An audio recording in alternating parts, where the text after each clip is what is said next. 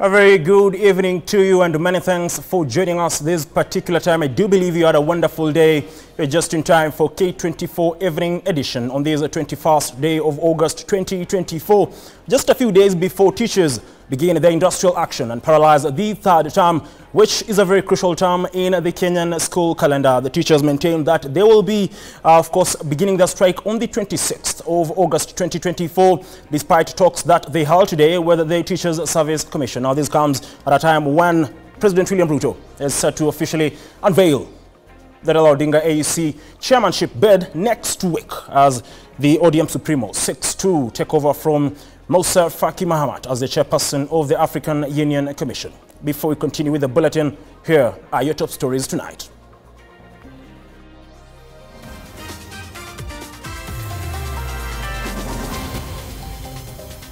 Even as things are, the strike is still on.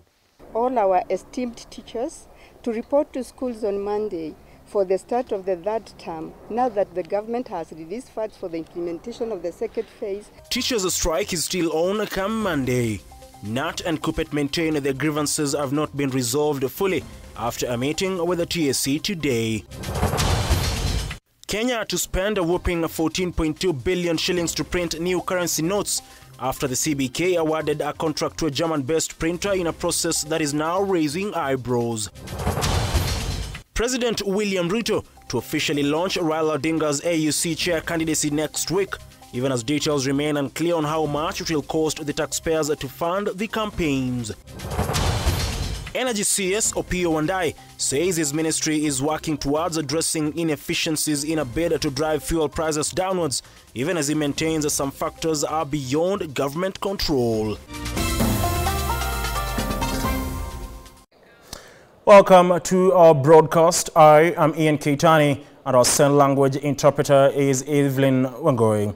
We begin our bulletin now on the Kenya National Union of Teachers and the Kenya Union of Post-Primary Teachers have remained adamant that their industrial action is still on come August 26th, saying their issues have not been resolved except for the commitment to implement the 2021 collective bargaining agreement. However, the Teachers Service Commission is reading from a different script, claiming that the meeting with the teachers' unions was harmonious and all issues have been resolved. As RHMA now reports, it now remains to be seen on whether teachers will resume normal operations come Monday or not.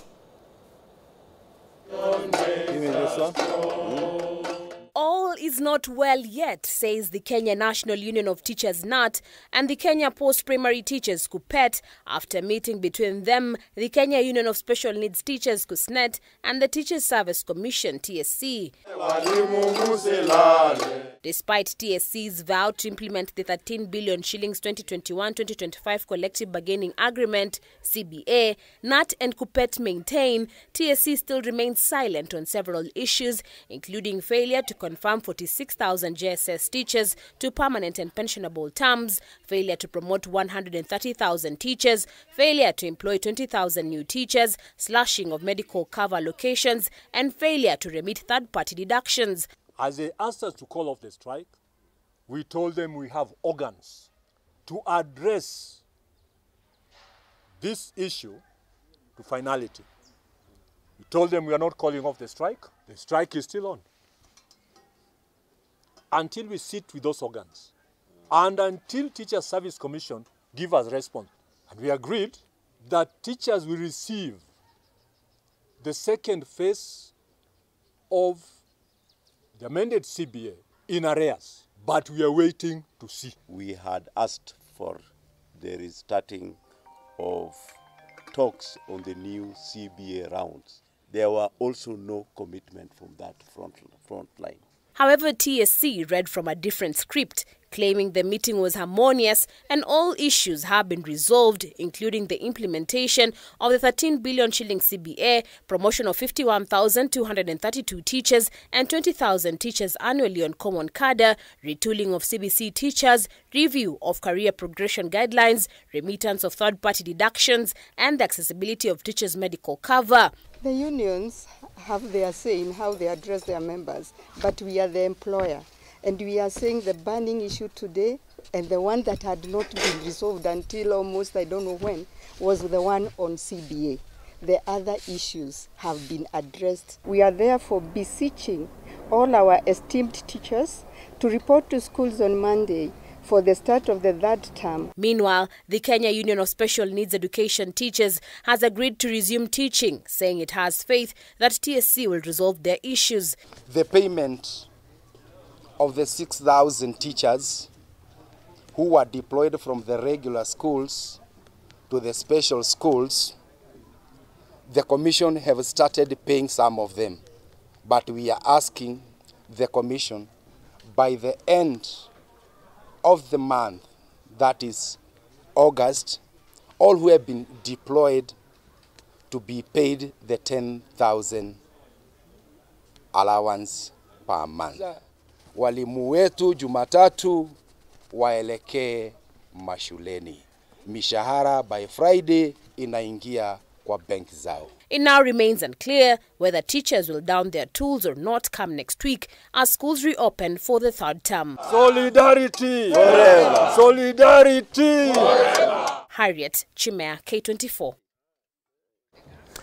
Staying with matters education, and the Ministry of Education has directed vice-chancellors of all public universities to admit all qualified students without exception. The vice-chancellors have been mandated to accommodate first-year students with the understanding that their fees will be covered upon the disbursement of necessary upkeep. However, this directive may pose financial challenges for universities due to potential delays in fee payments, impacting their operations and planning.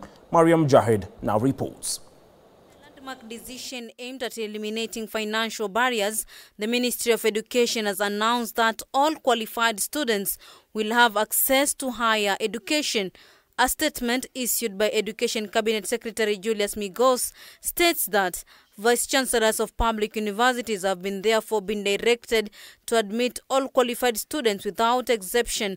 End of quote. The ministry has further extended the deadline for fee-related appeals to December 31st this year and provide a 3-week processing time for the appeals, aiming to refine the new funding model. CS Ogamba further reaffirmed the government's commitment to an inclusive, accessible and equitable education system that leaves no student behind. This comes even as Chief Justice Martha Koome has raised concerns about the implementation of the new funding model.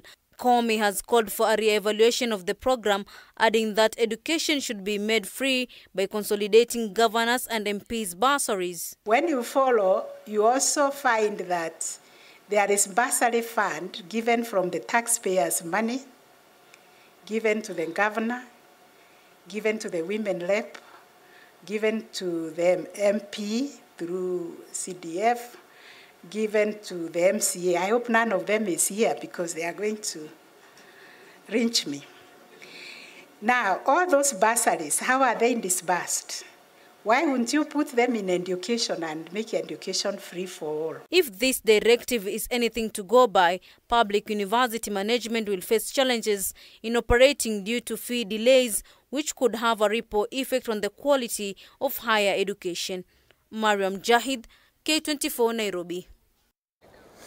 Let's talk matters finances now, and it has emerged that the Central Bank of Kenya awarded a German-based money printer a whopping 14.2 billion Kenya shillings to print the new currency. According to CBK Governor Kamau Thuge, the procurement process followed the law. However, the Finance Committee of the National Assembly, which he appeared before this morning, is questioning why the tender comes shortly after De La Rue exited the country.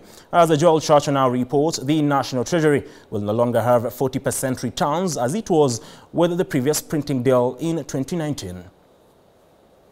2 weeks after the Central Bank of Kenya unveiled the new features of the new Kenyan currency, the cost of printing the money will cost the taxpayers a whopping 14.2 billion Kenya shillings, this coming 5 years after the last changes took place. When we determined that there was going to be a stock-up, which was mid-2023, and we knew what the implications of that stock-out can be, we also knew that De La Rue on its own had decided to shut down its plant. Procurement was concluded in accordance with the PPADA, and with the approval of the National Security Council and the Cabinet. The cost of the banknotes was euros 103,299,000, which is equivalent to $109,422,740. CBK Governor Kamau Thuge now says the Germany-based money printer that was awarded the tender will print 2.04 billion pieces, which will be worth 689 billion Kenya shillings. The denominations of 50 shillings printed will be 460 million pieces, 100 shillings 690 million pieces, 200 shillings notes 260 million pieces, 500 shillings notes 170 million pieces, while the 1,000 shillings notes to be printed will be 460 million pieces. The cost of printing 1,000 pieces of 1,000 shillings notes is estimated at 6,890 Kenya shillings, depending with the exchange rate. Quantity or the value of the banknotes in circulation is well over 330 billion notes. So measured against 689 billion worth of value for the next 5 years, I think that's, I don't think we are talking of a massive injection. It's not an injection. They'll be consumed as they are withdrawn. The Finance Committee of the National Assembly is, however, raising eyebrows on how the Germany-based money printer got the multi-billion tender shortly after the Kenyan-based De La Rue closed shop, which the National Treasury had 40% shares. What really informed the really justification? Why you could not keep your shareholding there? Why you could not have the company here? Why everything was, that company had to close? Why the government of Kenya bought shares at De La Rue was to make the printing of those notes cheaper. Okay, so that because they are shareholder. So that question about value for money and how these contracts compare is not coming out clear. I think be able to say, I'm getting that this is the amount of the number of notes that are already worn out, and therefore it informs your costing. Because honestly, suppose you want to bring this is 14 billion tender, and you want to bring notes worth 500 million. The Central Bank of Kenya, however, maintains that the decision was all done in good faith to stabilize the economy. The central bank is to ensure that there is price stability, exchange rate stability, financial market stability in terms of the banking sector, but also to ensure that there is enough money in the economy for the economy to grow and for employment to be generated. Joel Chacha, K24 TV, Nairobi.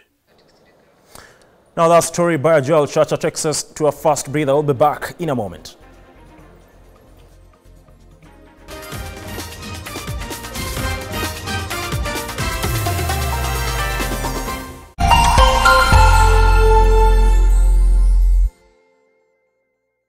Cheza kama wewe na cheza sita. Ushinde hadi mara 5,000 ya beti yako teke teke. Yes, and it's that simple. Dial *675#. Cheza na 6 numbers kati ya 1 hadi 6. Weka bet amount yako kutoka shilingi